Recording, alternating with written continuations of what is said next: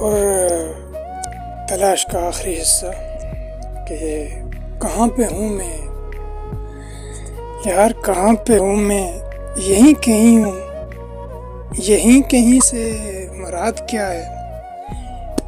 یہ جسم خاکی ہے کچھ دنوں تک، یہاں پہ اس کی میعاد کیا ہے کچھ عدم میں تو کچھ ہے ظاہر، وجود ہستی کے بعد کیا ہے؟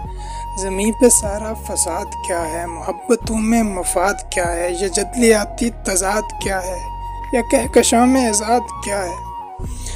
جسے بھی دیکھو وہ بے خبر ہے، کبھی نہ سوچا تھا یوں بھی ہوگا کہ ابن آدم خود اپنے معلوم دائیں پر کسی اشارے یا حکمراں کا غلام ہوگا۔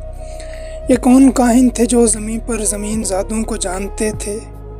وہ آنے والی تمام نسلوں کے سب ارادوں کو جانتے تھے۔ تو یوں ہوا پھر کہ کچھ ہی سالوں کے بعد ان کی تمام باتوں نے سچ دکھایا۔ سو دن وہ آیا کہ آدمی نے خود اپنے ہاتھوں ہی اپنے جسموں اور اپنے خوابوں اور اپنی روحوں کو بیچ ڈالا۔ یہ اب مشینوں کی زندگی میں اتر گیا تھا۔ وہ ہومو سیپینس جو آدمی تھا، وہ آدمی اب گزر گیا تھا۔ سو میں یہ سمجھوں کہ اس صدی کا عظیم انسان، خلیفہ وقت، وہ ہو معلم کے ڈاکٹر ہو، آیا حزنہ خود اپنی حالت سے لاپتہ ہے۔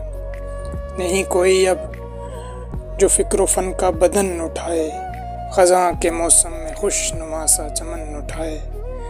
امیدیں وابستہ کر رہے ہو کہ اب یہ انسان جو سو چکا ہے، جو کھو چکا ہے، اسے جہاں کی لگن اٹھائے۔